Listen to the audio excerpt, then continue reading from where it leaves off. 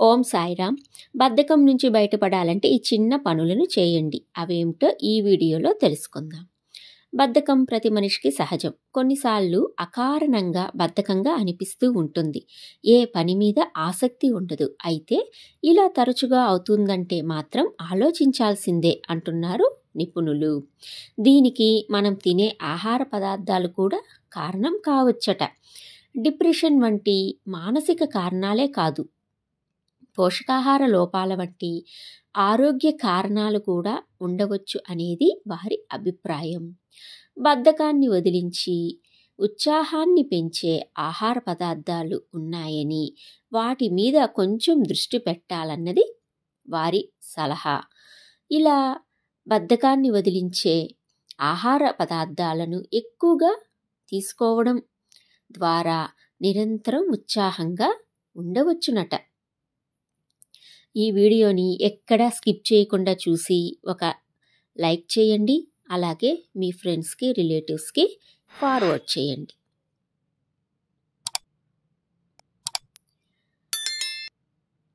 బద్ధకం నుంచి బయటపడడానికి ఒక ప్రణాళికను రూపొందించుకోవడం, చిన్న లక్ష్యాలను నిర్దేశించుకోవడం, క్రమబద్ధమైన దినచర్యను పాటించడం, ఆరోగ్యకరమైన అలవాట్లను అలవర్చుకోవడం మరియు ప్రేరణ పొందడం వంటివి చేయాలి. ప్రణాళికను రూపొందించుకోండి. రోజువారీ పనులు చేయడానికి ఒక ప్రణాళికను సిద్ధం చేసుకోండి. ఏ పని ఎప్పుడు చెయ్యాలో స్పష్టంగా రాసుకోండి. చిన్న లక్ష్యాలను నిర్దేశించుకోండి. మీరు సాధించాలనుకుంటున్న పెద్ద లక్ష్యాలను చిన్న చిన్న భాగాలుగా విభజించుకోండి. ఒక్కో భాగాన్ని పూర్తి చేసినప్పుడు మీకు సంతృప్తి లభిస్తుంది. ఇటువంటి మరెన్నో మోటివేషన్ వీడియోస్ కోసం ఛానల్ని వెంటనే సబ్స్క్రైబ్ చేయండి. అలాగే లైక్ చేయండి. ఇంకా కొన్ని విషయాల్ని ఇప్పుడు తెలుసుకుందాం. క్రమబద్ధమైన దినచర్యను పాటించడం. ప్రతిరోజు ఒకే సమయానికి నిద్ర లేవడం, భోజనం చేయడం మరియు పడుకోవడం అలవాటు చేసుకోండి. ఇది మీ శరీరాన్ని క్రమశిక్షణతో ఉంచుతుంది. ఆరోగ్యకరమైన అలవాట్లను అలవర్చుకోండి.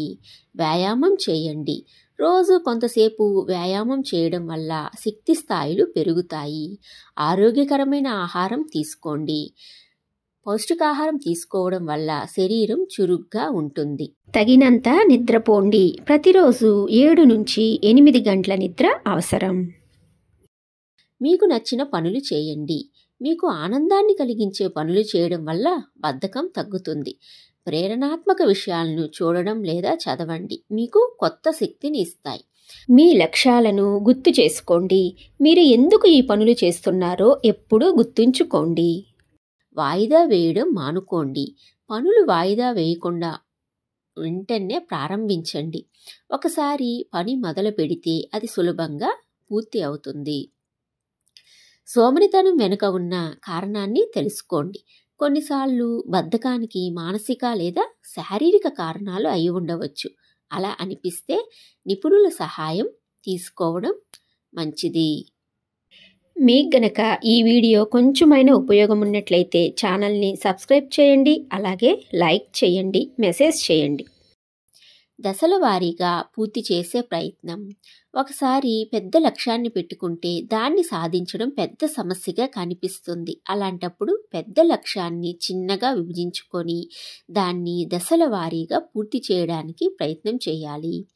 ఒక దశను విజయవంతంగా పూర్తి చేసిన సంతోషంలో మరో దాన్ని వెంటనే ప్రారంభించే అవకాశం ఉంటుంది. ఇంకా కొన్ని విషయాలను తెలుసుకుందాం. ఆలోచనలకే పరిమితం కాకూడదు. ఏ పనిని అయినా పూర్తి చేయడం అనేది ప్రధానం కాదు. నిర్ణీత గడువులోగా చేశామా లేదా అనేది చాలా ముఖ్యం.